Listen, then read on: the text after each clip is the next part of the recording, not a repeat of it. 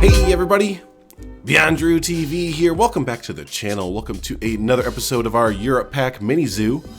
So today we're going to go ahead and start to wrap up the farm area that we've been building on the last few episodes. And yeah, we're going to be finishing up with the one last habitat and then kind of giving a little overview, a little touch up of the entire area, just kind of adding in, little trash bins, seating, lighting, all that kind of stuff, just kind of wrapping up the this little area and everything. So yeah, had a really fun time. If you've been following building this farm area, we've been covering about 3 or 4 episodes, and this was kind of my reintroduction back into Planet Zoo after being off for what was it, like about a year and a half there. So yeah, no, it's been really fun. Like I said, starting with the kind of just outside of this area, just outside the farm area with the skunk habitat, and just kind of getting reintroduced back into Planet Zoo and everything. So yeah, no, it's been like I've been saying, a lot of fun to get back into the game and just kind of refiguring out how everything kind of works, and learning all the new building tools and all the new scenery items that we have to mess with and everything. So yeah, no, really fun build to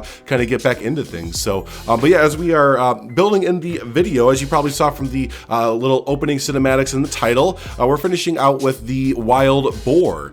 So initially, I think I mentioned in the last episode that we were going to go for the Wolverine, and I do still want to get the Wolverine in this zoo, but someone commented on the last video that it would be a really cool idea to get the wild boar in here, and right when they mentioned it, it was just kind of like, oh yeah, duh.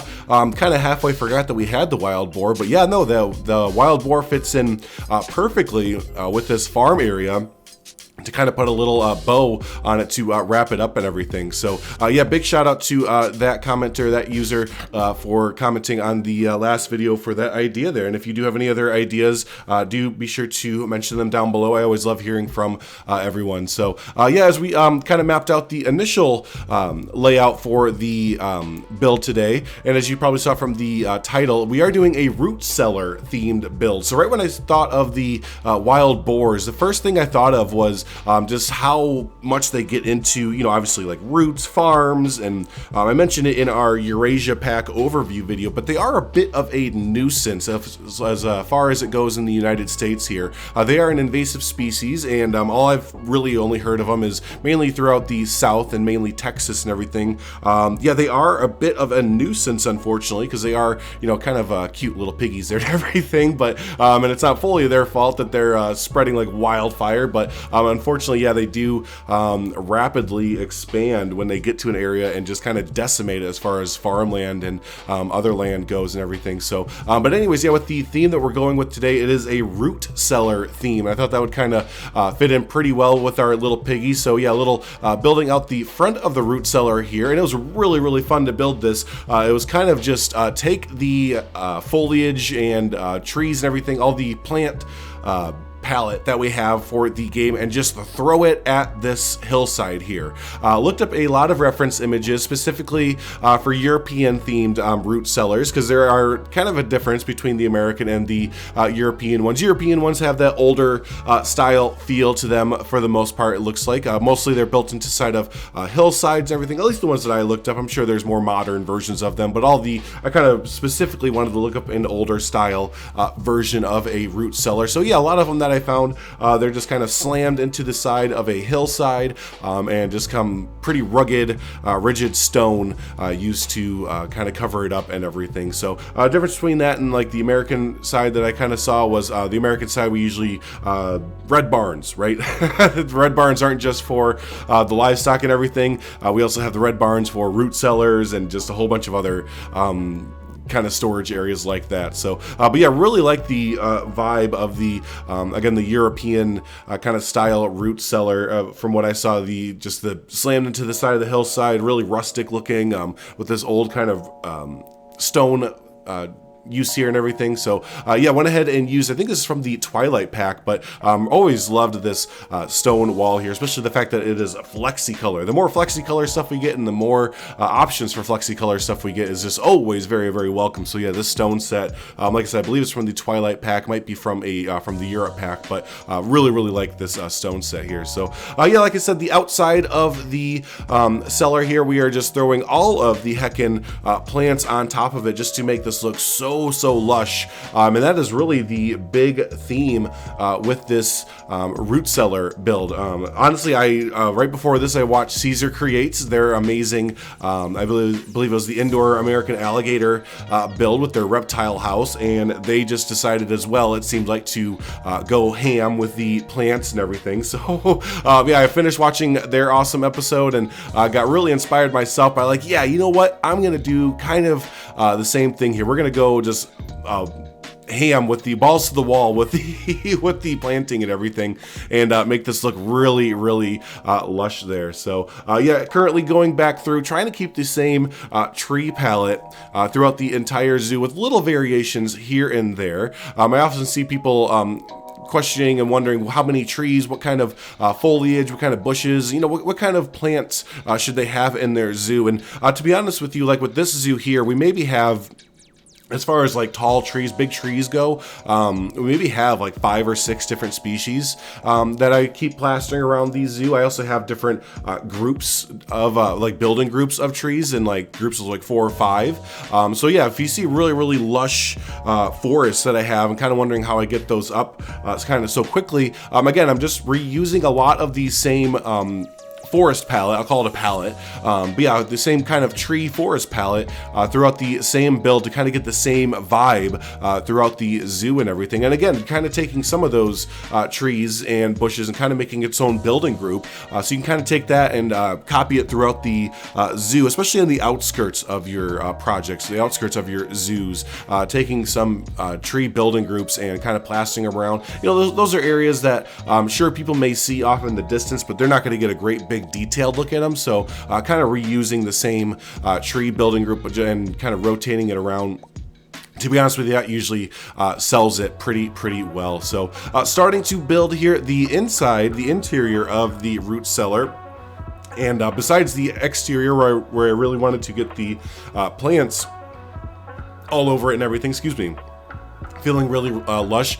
The next biggest part was definitely the interior, and this actually went through about 3 or 4 different iterations. The first one I did was very simple, really focused on, as you can see here, just having wide open glass areas to kind of showcase the animals, get really great views. I did like this first iteration, but it ended up just being really bright. And my wife Michaela, she even noticed, because I asked her opinion all the time about how a build is starting to come out, just get a secondary opinion, because sometimes you can kind of get tunnel vision, right? When you're designing your own thing, kind of get too close to a project to sometimes see what the best option is for it. So yeah, she even recommended when she first saw it, she's like, you know, for a root cellar, A, it doesn't feel like you're really going down underground, and B, it's just very you know, light and vibrant under there. And well, that's not the worst thing. You don't want it to be pitch black for this kind of project and everything.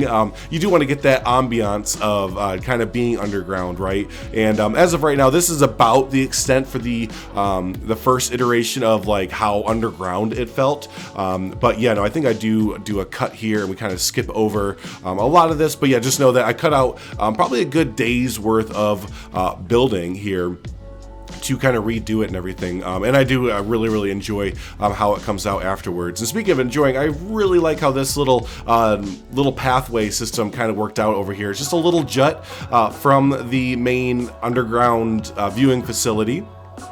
And yeah, later on when we start decorating it up, really like how that little pathway looks there. So there was a quick little cinematic of how the exterior root cellar turned out. And again, just had a bunch of fun kind of going outside of the normal zoo palette, I guess you'd say, and throwing a lot more bushes and foliage up that I normally wouldn't use for the rest of this zoo, but kind of had the opportunity to with the front of that root cellar there. So starting to move on to the building of the actual habitat. And didn't check out the workshop for any newer blueprint items, but I do remember that I did have all these, as you can see here, great rock walls. I believe this is made by username Zoov, but I will have to double check that. But yeah, I used all the blueprints I used today. I'll be sure to link down in the description down below, including this amazing like kind of pebble pathway cover, I guess you call it there. But anyways, yeah, I really had to use definitely had to get some mud walls in there. After using these mud walls, I did notice there are a bunch of really good adaptations or variations of mud walls up on the workshop. So definitely shout out to everyone uploading on the workshop for that. I'm gonna have to check those out in future builds. But yeah, no, really like this mud wall that we use for today's episode. Had to get that in there. You almost always see that for like wild boar and other similar species, right? So yeah, no, starting to build up the habitat here. Really wanted to kind of similar to the Wysent. I've learned that. I've noticed that everyone started calling it the Wysent, not the Wisent. So I'm gonna go with Wysent. Anyways, right across, kind of similar to the Wysent, where I wanted to have half of this habitat feel really forested, really rugged, really built up as far as the woods go, and then kind of as we get closer to the little creek area where I put the mud bath area, kind of have that open up into more of a, like I said, like a creek bed, or just kind of a open grass or open mud kind of area for the pigs. Kind of like to do that with the habitats in this area, kind of have a transition between the woods and over into a clearing opening and everything. So, oh, excuse me. Speaking of sniffing, yeah, no, so yeah, this is the first video for Planet Zoo for a little bit. This is the first video I've released for Planet Zoo since all the holiday craziness, and if you didn't hear my last video for City Skylines, I did unfortunately get the flu and everything, so just getting over that, but I am getting in the after effects of being sick, so if I am sniffing every so often, I do apologize for that. But with that being said, you know, hopefully everyone did have a great holiday season. I know we did. We had a very busy one this year. That was why there was a little bit of a break between Planet Zoo and almost all the videos for the most part. Lots of traveling as always and everything. But yeah, now as of recording this, is about the 2nd of January. So out of the holiday time and into the year 2024. Very excited for this year. A lot of fun new series coming to the channel. A lot of new fun games, hopefully. I haven't really looked into new simulation and building games for the most part, but I'm very excited to check out new ones coming down the pipeline and everything. And yeah, looking forward to a new series as well, as we are building out the Europe Pack Mini Zoo. Probably going to start to kind of think about wrapping up this series. Technically, it's been going on for 2 years now for a mini zoo. However, there was a 1.5-year break, so cut me a little bit of slack. But anyways, yeah, for the next few episodes, would like to keep building more of the Eurasia Pack animals for this build. We still have what the Saiga, I believe it is, the Takin, and a few handful of others. I have already included the mute swan and the sloth bear. I don't believe I've shown them off yet, but there were some perfect areas to include both of those, so I will have to get some quick kind of cinematic videos showing off the habitats for them as well. But yeah, like I said, we do have a few more animals from the Eurasia Pack, maybe a few more from the Europe Pack as well to put in this zoo, but for the most part I would start to kind of kick it into wrapping up mode. A few more habitats, a few more kind of just overviews of the whole project, kind of making it look nice and everything. But yeah, after that I would like to kind of move on to something new, something different, a different style and everything. So always open to suggestions from you fine folks of new projects. Maybe there's something you've been kicking around for an idea that you'd like to see me try to do. I do have new ideas myself as far as kind of smaller projects go. We've done the big project with Thornton Hills Zoo, so if you want to check that out, do be sure to go back and check out all the episodes of that. But I do think it would be kind of fun to start to do these kind of smaller builds, maybe even just one-off zoo builds where we only have like 3 to 6 animals in the kind of build, so it's not taking up really long time, so we can kind of get more projects kind of popped out there as we kind of go along. And it does seem like that's what the community kind of wants to see more. These build videos are very fun, don't get me wrong, but I do think people in this day and age of Planet Zoo are just kind of looking to see completed projects more so than kind of the building process. So but yeah, hey, I'm gonna go ahead and wrap it up here. Just a few more minutes of the build to go. We do a lot of the interior here. Don't fully show off the whole build for the interior. I end up I don't like recording for interiors. The way that I build interiors is I think it's a lot different than the way other people do. I always put the roof on and enclose the structure before building in the interior. I know a lot of people will kind of build it outside with no roof, and you don't have to worry about kind of the camera being down and inside and whipping around and all that kind of stuff. For me personally, I just like to have everything kind of set up for the interior, and then kind of build off of that, just to give the vibe that I'm kind of going for, and to build within the element kind of thing. So with all that being said, don't record the whole thing, because it does start to get kind of like, whoa, what's going on?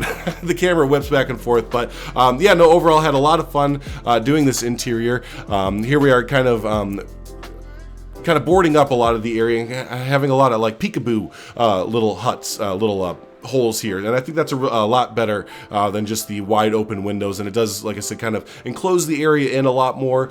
Still gets really cool views for adults and kids alike. Made sure to have these little peekaboo holes small enough for children to look through as well, and yeah, keeps with the theme and everything like that as well. So hey, stick around for the end of the video. Do have a few more cinematic pictures, shots, all that kind of fun stuff, but yeah, hey, appreciate you all as always for hanging out here.